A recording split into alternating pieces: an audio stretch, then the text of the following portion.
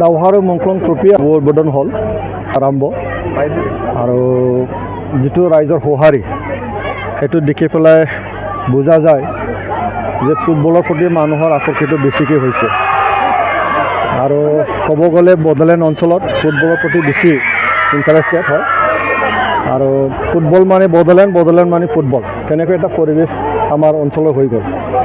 তো মই শুভেচ্ছা জনাইছোঁ ৰাইজক আৰু আমাৰ আয়োজক কমিটিক মই শুভেচ্ছা জনাইছোঁ এনেকৈ এটা ভাল টুৰ্ণামেণ্ট এটা আয়োজন কৰাৰ কাৰণে। আৰু এইটো 26তম হ'ল, ইতিমধ্যে 25টা বছৰ পাৰ কৰিলে, আজি 26 বছৰ ভৰি দিলে। ধুনীয়াকৈ তেওঁলোকে এই মানে টুৰ্ণামেণ্টখন কৰি আহিছে আৰু এই টুৰ্ণামেণ্টৰ দ্বাৰাই অঞ্চলৰ নতুন প্ৰজন্মক আকৰ্ষিত কৰিবৰ কাৰণে যথেষ্ট তেওঁলোকে সক্ষম হৈছে আৰু ফুটবলৰ প্ৰতি সকলোৱে এটা ধাউতি হৈ পেলাই এটা খেলিবলৈ আৰম্ভ কৰিছে। তো আমি চাওঁ যে বিগত 3-4টা দশক ধৰি আমাৰ অঞ্চলত বিভিন্ন ধৰণৰ এটা পৰিৱেশ আছিল। ইয়াত আন্দোলন এটা চলিছিল, খেলা ধূলা পঢ়া শুনা তেনেকৈ কোনো মানে তাত মানে খুব অসুবিধাৰ সৃষ্টি হৈছিল। কিন্তু আজি 2020 চনৰ পিছত শান্তি চুক্তি কৰাৰ পিছত যিটো পৰিৱেশ আহি গ'ল, এতিয়া মানুহৰ মাজত সেই পলিটিকেল আন্দোলন নাই।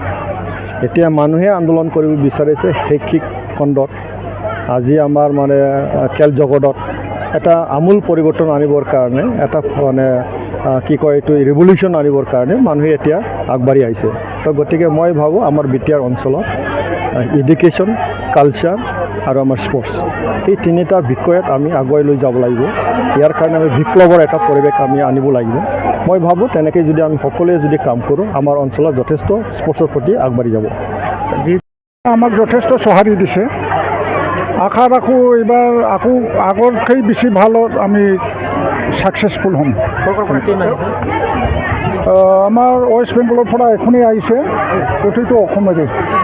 আমাৰ বঙাইগাঁও 11 FC, 11 ষ্টাৰ আৰু ডিমাকুছিৰ পৰা আহিছে অৰ্গেন FC, বিজনী ফেৰেংগা, জঠাই ক্লাব কক্ৰাঝাৰ, দাসা দতমা আৰু দামৰাপাৰা, শ্ৰীৰামপুৰ আৰু West Bengal Vivekananda academy. Total 8খন টিম আহিছে আমাৰ ইয়াত। পুৰস্কাৰ হিচাপে কি দেখা হৈছে? পুৰস্কাৰ হিচাপে এই বছৰৰ পৰা আমি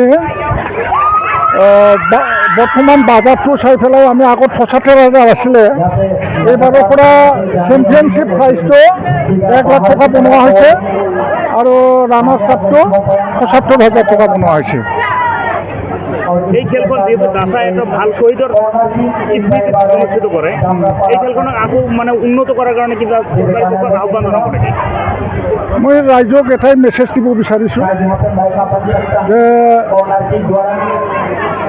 এইটো যিহেতু শ্বহীদসকলক আমি মানে ৰেচপেক্ট কৰাৰ নামত দিয়া হৈছে আৰু অকল শ্বহীদৰ ৰেচপেক্ট নহয়, এই খেলেদি আমি আমাৰ ইউনিটি যিটো আমাৰ অঞ্চলৰ আৰু আমি এনজয়মেণ্টো ল'ব পাৰোঁ এই খেলৰ দ্বাৰা। সেইকাৰণে আমাৰ কোকৰাঝাৰৰ ক'ব গ'লে এইটো বেষ্ট মানে মাঠে ট্ৰফি হিচাপে চলি আছে।